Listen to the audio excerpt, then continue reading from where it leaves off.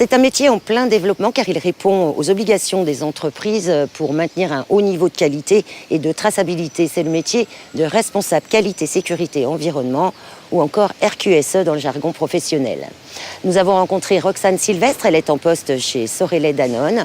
Cette jeune réunionnaise est revenue sur son île après avoir fait ses études en métropole, avoir débuté sa carrière à l'étranger. C'est une passionnée par son métier, vous allez le voir. C'est une fonction qui est une véritable plaque tournante dans l'usine puisqu'elle est en contact avec tous les services de l'entreprise.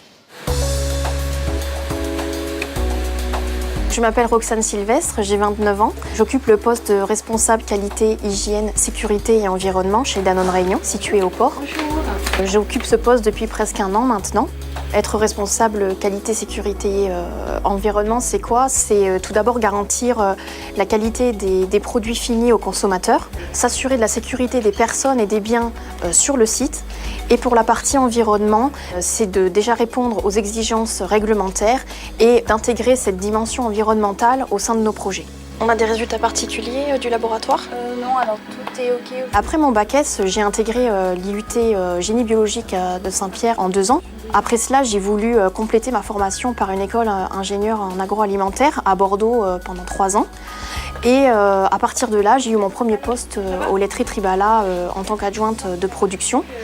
Et puis j'ai voulu donner une dimension internationale à mon expérience. Donc je me suis expatriée à Londres au sein de la société Lactalis. On puisse faire la planification. C'est une ouverture d'esprit, de travailler à l'international. C'est vraiment ça qui m'a permis d'avoir ce poste chez Danone Réunion.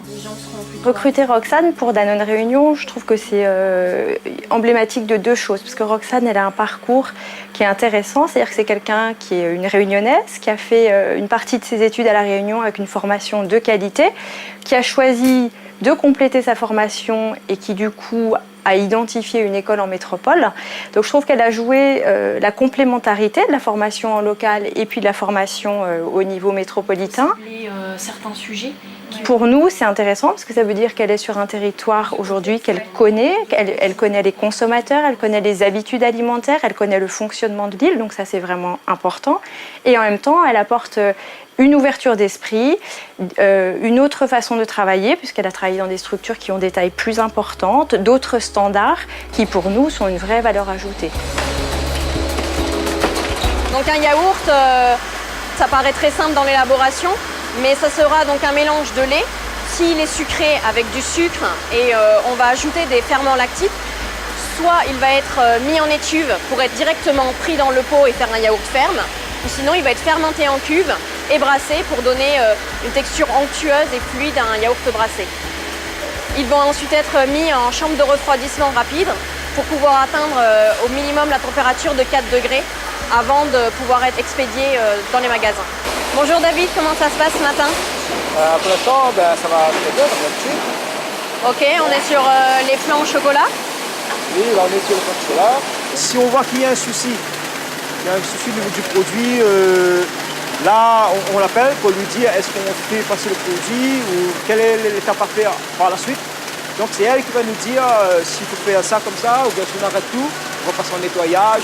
Après tout dépend, s'il y a une contamination, de la gravité du problème, quoi.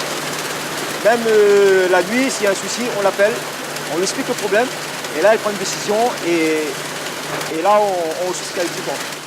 Donc, c'est bien à 75 degrés, donc c'est bon. Avec David, c'est faire un point sur la production du moment, sachant qu'avec les réunions quotidiennes, on fait le point sur la production et la productivité de la veille. Bon, sur le point sécurité, il n'y a pas de remontée d'informations du côté opérateur. Okay. Ce qu'on a, c'est qu'on a en attente de mailler sur le partie conditionnement. En qualité non plus, on n'a pas de problème particulier, tous les produits sont libérés aussi. Cette réunion quotidienne, c'est un moment privilégié pour pouvoir échanger entre la maintenance, la production et la qualité, des différents points qui ont pu se survenir sur la production en temps réel, trouver des solutions pour pouvoir les suivre et régler au plus vite les problèmes. Là, sur la fin des danettes choco, il y a eu le problème cerveau 2, c'est ça Ça, encore une fois, ce matin, j'étais obligé de redémarrer la machine. Les problèmes, c'est le quotidien en production, les aléas, les arrêts, tout ça combiné à une vie d'usine avec un but premier, pouvoir mettre à la vente les produits à midi pour l'expédition des produits en magasin. Bon, allons voir ce qu'il y a à la mise à la vente.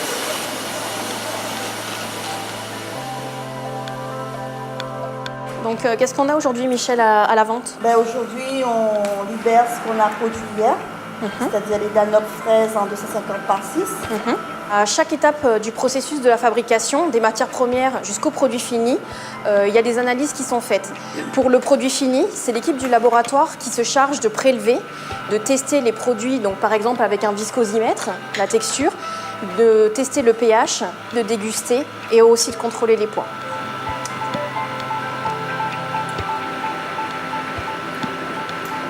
Non, il est bon, ouais. Avant la mise à la vente, si on a des doutes, on va refaire une dégustation à plusieurs et décider si oui ou non il sera mis à la vente. Par exemple, dans ce cas-ci, effectivement, ça sera mis à la vente. C'est correct. Alors...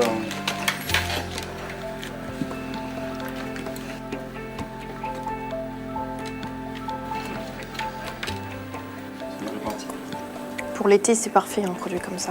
Donc là, c'est l'Activia Citron qui, en l'occurrence, vient d'être lancé. On a bien rééquilibré l'intensité aromatique du citron par rapport à la maintenance, donc pour moi c'est ok. En termes de texture...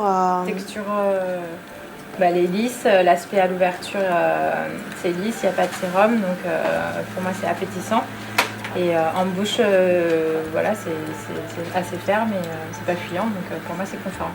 Donc pendant 3 mois, on va suivre le produit par des dégustations avec tout le personnel sur différents critères, l'aspect, l'odeur, le goût, la texture, pour être sûr que durant ce lancement, le produit est bien conforme à chaque production et qu'il n'y a pas de dérive.